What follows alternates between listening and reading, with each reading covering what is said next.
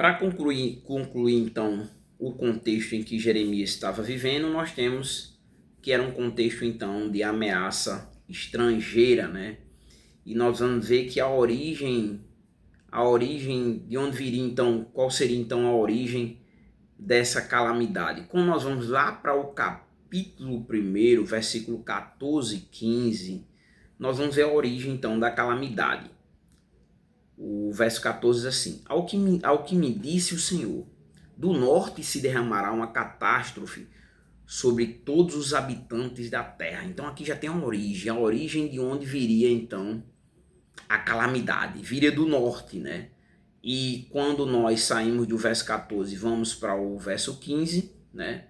Você vai ver que o Senhor chama os reinos, né, para cumprir os seus propósitos, né, para cumprir a sua vontade, para cumprir então aquilo que ele determinou. Verso 15 diz assim: pois estou convocando todas as tribos dos reinos do norte, diz o Senhor. Cada um virá e colocará o seu trono nas portas da entrada de Jerusalém, e virão contra todos os muros em redor e contra todas as cidades de Judá, né? Mas quando nós voltamos um pouquinho e vamos lá para o capítulo 4, né? E o versículo 6 e 7, né? Nós temos um alerta. O povo é alertado a fugir do perigo. Diz assim o verso 6: levantai o sinal para Sião, buscai refúgio, não demoreis, porque trago do norte uma calamidade, uma grande destruição, né? Então, a destruição viria do norte, e esse invasor que viria do norte, o invasor, ele é comparado a um leão. No verso 7 diz assim: um leão subiu da sua toca, um destruidor de nações. Ele já partiu, saiu do seu lugar para arruinar a tua terra, para que as tuas cidades sejam destruídas e ninguém habite nelas, né? E aí, tudo isso em consequência de quê? Né? Em consequência, então, da rejeição da palavra de Deus. Tem um motivo, e o motivo é que o povo rejeitou a palavra de Deus, né? Então, assim, isso aqui a gente já pode abrir, assim, de certa forma, uma reflexão, né? Do perigo que nós trazemos sobre nossas vidas quando nós abrimos mão de ouvir aquilo que Deus ele quer para a minha vida, ele quer para a sua vida, e das consequências de seguir nossa própria vontade, né? De seguir aquilo que nós achamos que é o caminho, né? E não o caminho que Deus determinou, né? E aí nós vemos então a rejeição da palavra em Jeremias 25, do 8 ao 11. Portanto, assim diz o Senhor dos Exércitos: visto que não deste ouvido às minhas palavras, né? Então, o povo não deu ouvido, não quis ouvir a palavra, né? E aí viria então o juízo sobre Judá e as nações vizinhas, né? O texto diz assim, o versículo 9: chamarei todos os povos do norte, diz o Senhor, como também Nabucodonosor, né? Rei da Babilônia. Uma coisa que é interessante, o Senhor chama ele de servo, né? Que na sequência o texto diz assim, lá nós vemos que então o juízo viria chamado pelo próprio Deus, Deus chamaria então todos os povos do norte, né? E o seu servo, e como também Nabucodonosor, rei da Babilônia, meu servo, né? E os trarei sobre esta terra. Então viria o juízo, em consequência que o povo então não deram ouvido à voz do próprio Deus, né?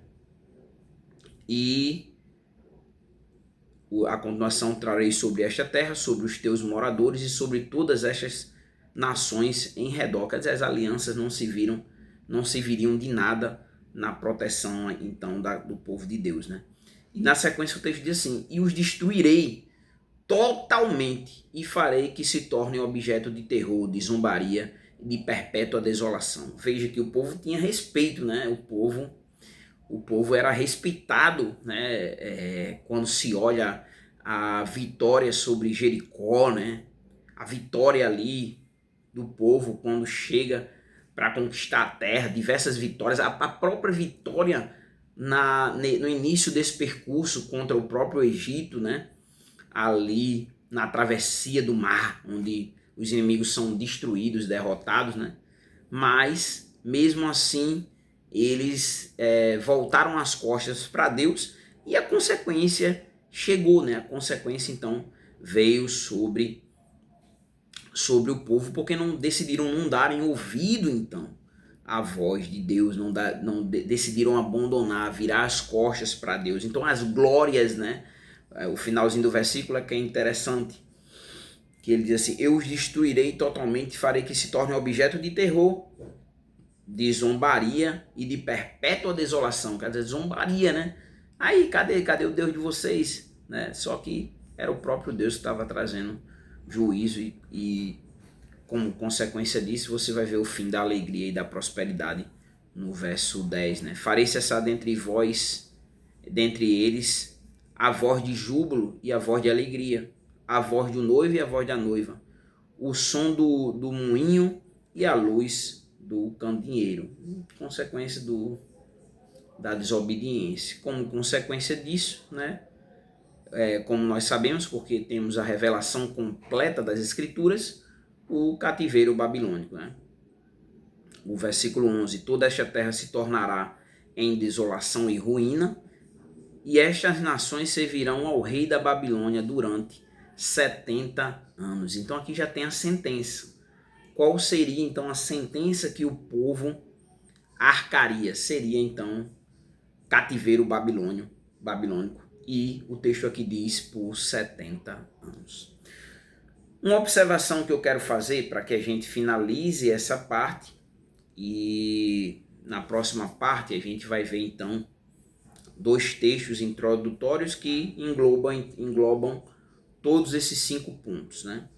Então você vai ver que uma observação aqui a ser feita é que mesmo assim Jeremias ele permaneceu fiel ao Senhor, né? Você vê que na atualidade em que estamos vivendo, você vê que as pessoas elas não conseguem, elas se corrompem, né, com facilidade, né? Elas se deixam serem corrompidas, ou mesmo assim pessoas influentes e de nome, né, têm se desviado do caminho, têm abandonado o seu chamado ou corrompido o seu chamado, né? Eu estava hoje ouvindo um pastor, né, um pastor muito conhecido, né? E esse pastor ele teve um problema com a sua igreja, né? E aí há muita conversa, né? Ele próprio tem um vídeo descrevendo o que teria acontecido, né? E ele está vivendo um momento então de distanciamento, né? De reflexão, de estudo, né? E se distanciou então da igreja, né? E aí é muito falatórios.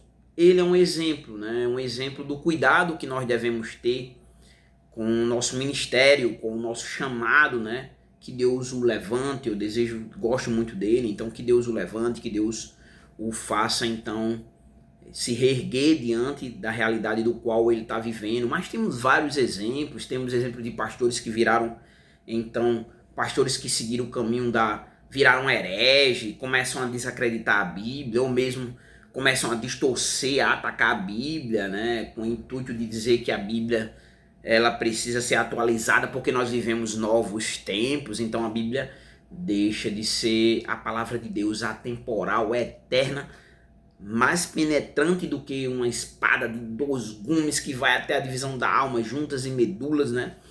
E é apta para discernir os pensamentos, né? E a palavra de Deus ela é viva, né? Ela é viva. Então, alguns que querem que ela seja atualizada, né?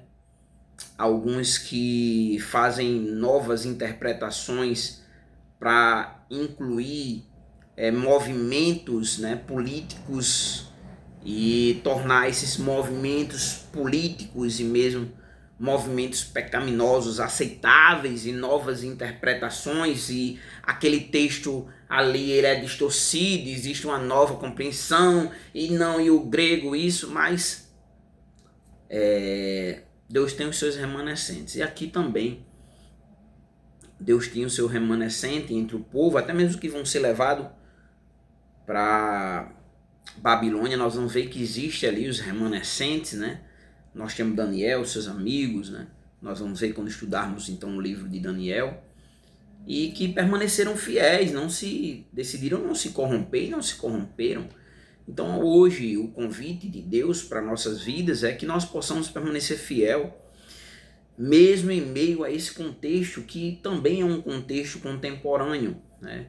É um contexto, nós vivemos um contexto de idolatria a pessoas, idolatria a objetos, idolatria a bens materiais.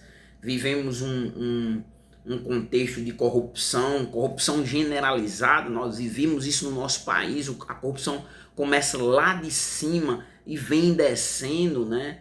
E hoje, até mesmo no cotidiano, as pessoas querem também, da mesma forma, viverem essa corrupção. E, se é assim, mas já é assim, então por que a gente não pode fazer, né? Nas minúsculas coisas, né? As pessoas querem, então, sempre se dar bem, porque a corrupção está generalizada, então, mas nós servimos a Deus e Deus vê todas essas coisas, né? Contexto de injustiça, né? Injustiça hoje, né? Injustiça que nós vemos muitas vezes o certo é errado, o errado se torna certo, né? Crise política, né? Alianças políticas, nós também contemplamos isso dentro do nosso país, alianças espúrias, né?